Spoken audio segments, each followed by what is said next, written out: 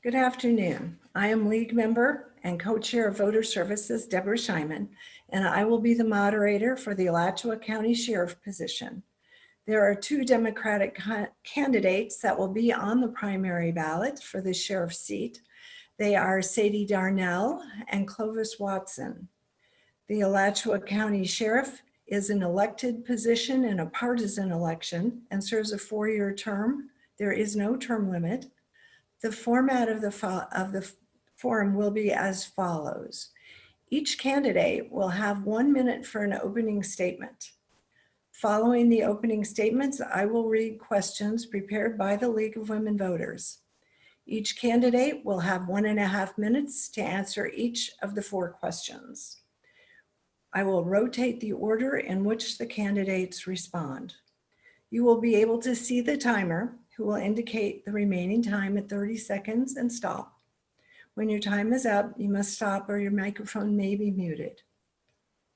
We will now begin with the candidates' opening statements. You each have 1 minute, and we will begin in alphabetical order with Sadie Darnell.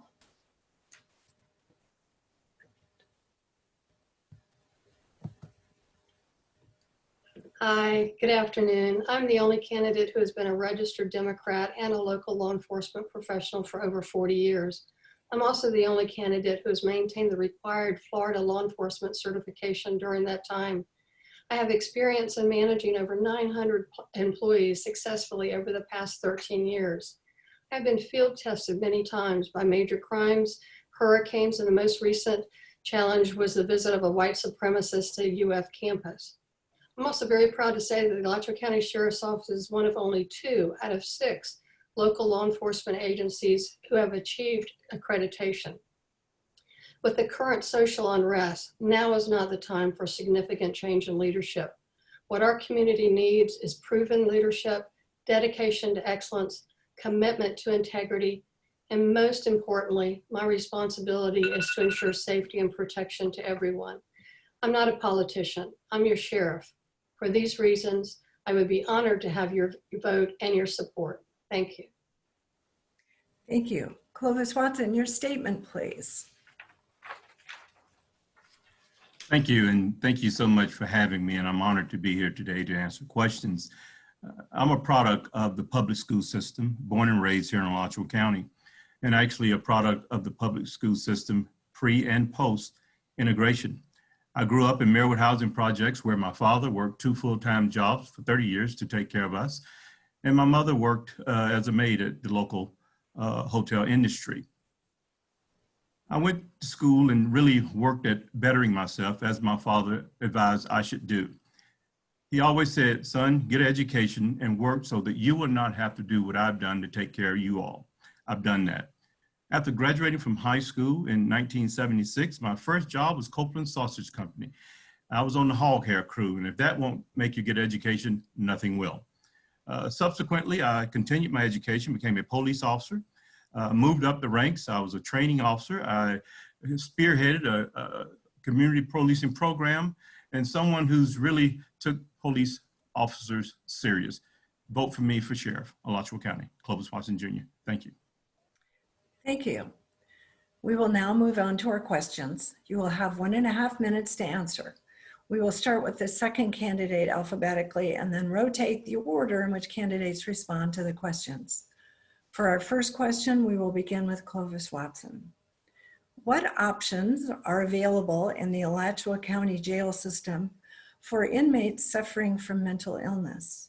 Do you have plans for any changes or improvements? Oh, unmute. Well, certainly, I'm not there now, but if elected sheriff, my goal and job would be to make sure that we address those with mental health issues. As a legislator, I know all too well the importance of funding for mental health. We are almost the last in the nation with mental health funding. What I would like to do is collaborate with the mental health community and to make sure that we have adequate staff to address these issues, not just sworn personnel. And I'm sure there's policies in place now, which some of them I concur with, but I think we can do more. We can do better. We can do much better, because now we still have people who are warehoused in the jail with mental health issues, and we need to make sure that we appropriately address that issue. And most of that will come with funding and collaboration with the mental health community, as well as the outside entities, not just within the jail. We must work together as a community. I don't think that is done right now, at least appropriately as we should do. Thank you. Sadie Darnell, your response, please. Be sure to unmute.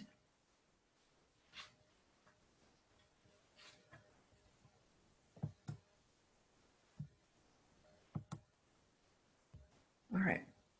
Sheriff Darnell, if you would please unmute. Oh, okay. I saw it. Okay, we're going to start you over. Okay. There has been a great deal done under my administration at the jail. I recognized very early on, even in my career at the Gainesville Police Department, that mental health was one of the primary issues confronting law enforcement. Jails are not set up to be a therapeutic environment. They are basically, in essence, a holding pattern, and people get worse in jail. I have a programs unit as well as a transition unit. We work very closely with Meridian. We just started a co-responder unit. I have been working for years with the county commission as well as many other local providers to create a central receiving facility. I have an appointment next week to meet with one of the hospital CEOs to continue this discussion. We've been involved for multiple years in a criminal justice grant involving the county services, court services, and many other providers in the community. It's been very successful and is modeled after the one in Miami-Dade. I recognize mental illness as one of the problems in the jail, and the detention officers are certified in crisis intervention training. I require that of detention officers, law enforcement personnel, and our 911 call takers. That helps to mitigate many of the issues and challenges they face. Thank you. Thank you. Our next question starts with Sadie Darnell. How will the Sheriff's Office work with the Alachua County School Board to keep school resource officers in our public schools? Oh, I've had conversations with Superintendent Clark for many weeks now, especially with the most recent change with the city of Gainesville wanting to pull their law enforcement officers out of the schools. We've had a contract with having deputies within the school system for over 20 years. In 2012, though, we changed that contract wording to make sure that we were not arresting juveniles for misbehavior. That's a concern and responsibility of the school administration. We have stopped arresting youth under the age of 12 unless there are extremely extenuating circumstances, and it must be reviewed at every level. I'm waiting for the decision by the school district about which way they want to go. I'm positioned. I have told Superintendent Clark that I have the will, I have the heart, I have the personnel who are very well trained to be able to provide the best service, not just for security, but nurturing and mentoring children in the school system. I look forward to having the continued contract. It always boils down to funding. I've come up with some creative options for Superintendent Clark to present to her school board, and we're just awaiting those decisions. I need to point out that I moved deputies into the elementary schools prior to becoming law in Florida. I did that after Sandy Hook, the Sandy Hook massacre. I did that 2 years before it was required for law. And our deputies receive extensive training in adverse childhood experiences, as well as brain development of adolescents and other age-appropriate training.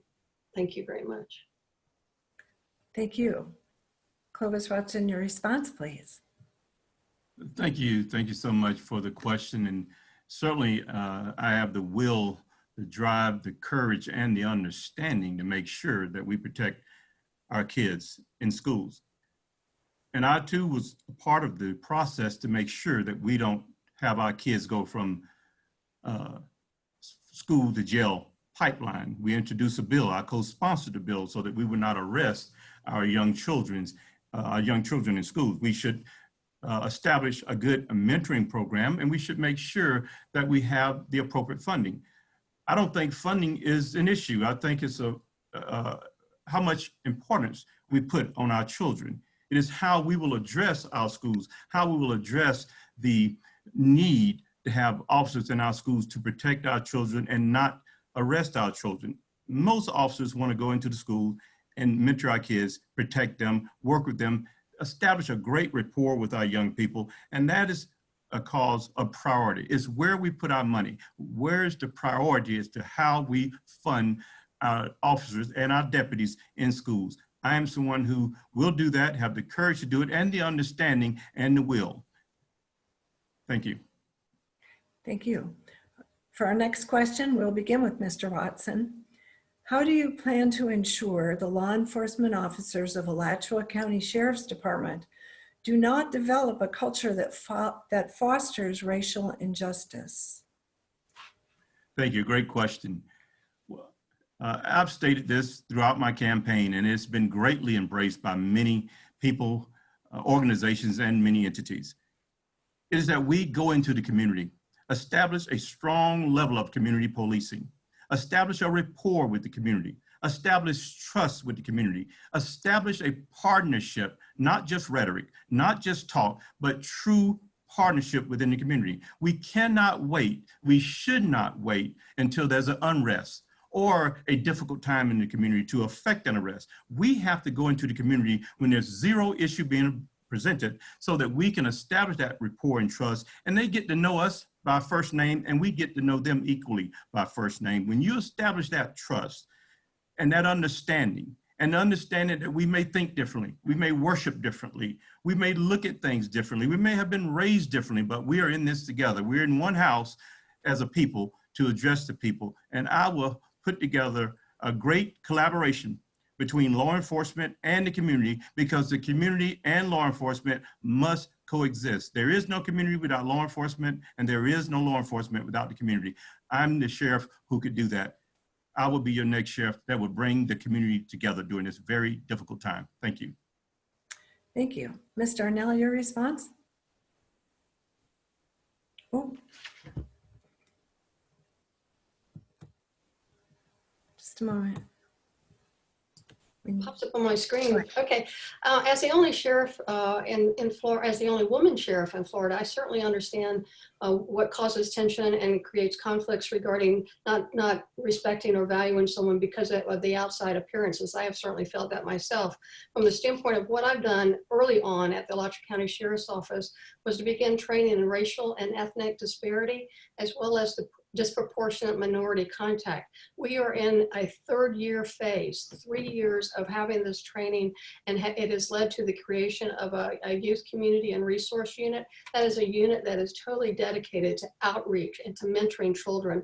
They have the Teen Court program, which was just recently awarded a grant under the Children's Trust to continue to mentor children as they reach 18. The employees who are the instructors have been trained at the a capstone project program at Georgetown University in Washington, D.C. We currently meet all and exceed all of President Obama's 21st century policing recommendations, and also meet in large part the George Floyd Policy Act of 2020. The ones that we are not able to meet really fall under the authority of the federal and state police, but we are positioned very well to continue this movement, to continue this momentum. It's very important. It is vital to our society. Thank you. Our final question starts with Sadie Darnell.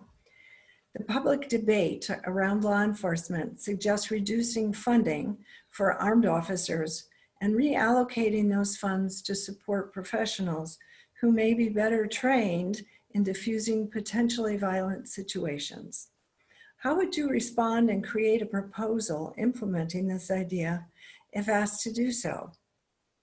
I don't think defunding is the correct terminology to use. I think there is a need for reform and transformation in law enforcement, but I think part of the, or not I think, I know that many of the problems that have occurred today across the nation is because of the lack of funding in so many areas, that the issues of addiction, the issues of economic challenges, the issues of mental health, not having the funding for all of those things, and housing and more have caused everything to drift down and fall into the lap of law enforcement. So no, we should not be surprised that there are problems and difficulties and tragic consequences. Everything that has been wrong in our society that has not been funded appropriately has fallen onto law enforcement to try to deal with at 2 o'clock in the morning or 3 o'clock in the morning. What we need are more collaborative efforts, such as the Sheriff's Office co-responder program with a mental health professional and a deputy. The Gainesville Police Department has proven that to be a successful model. Meridian, Dan Savoy is very willing to continue that partnership. What is needed is reform and transformation, not cutting funding. Training is the reason, the lack of training is the reason some of those tragic consequences happen elsewhere in the nation. And the things that have happened elsewhere in the nation, unfortunately, have harmed local law enforcement when we truly are the best trained and most professional and are way ahead of the national reforms being recommended. Thank you. Mr. Watson, your response.